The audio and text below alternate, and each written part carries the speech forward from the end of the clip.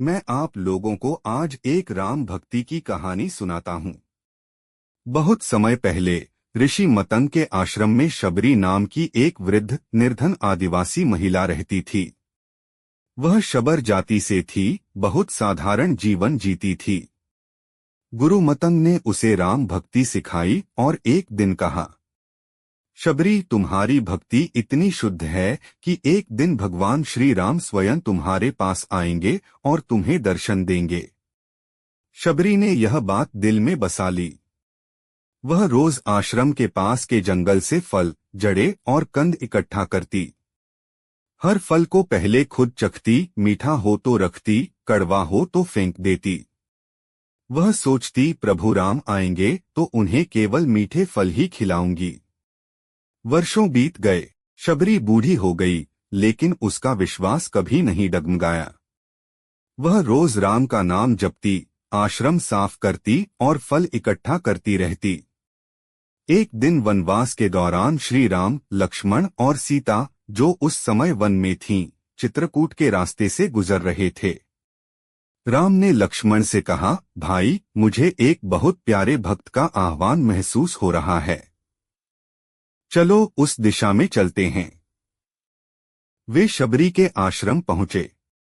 शबरी ने दूर से राम को देखते ही आंसुओं से भर गई।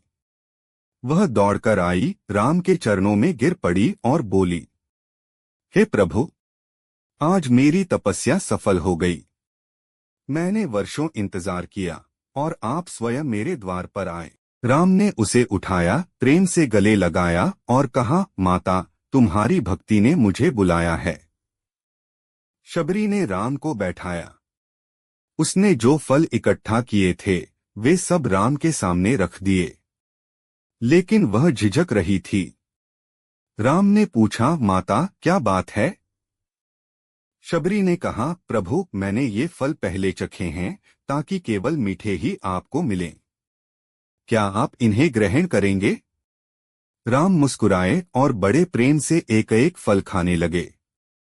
लक्ष्मण चकित थे, भाई, ये तो झूठे फल हैं। राम ने कहा, भाई, इसमें माता का प्रेम है। प्रेम से चखा हुआ फल अमृत से भी मीठा होता है। राम ने शबरी को नवधा भक्ति का उपदेश दिया।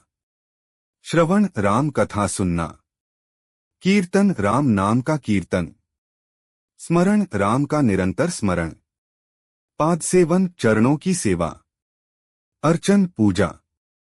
वंदन, नमस्कार। दास्य, दास भाव। सख्य, सखा भाव। आत्मनिवेदन, पूर्ण समर्पण। उपदेश के बाद शबरी ने कहा, प्रभु, अब मेरी इच्छा पूरी हो गई। मुझे मोक्ष दो। राम ने उसे आशीर्वाद दिया। शबरी ने शरीर त्याग दिया और राम के साथ दिव्य लोक चली गईं।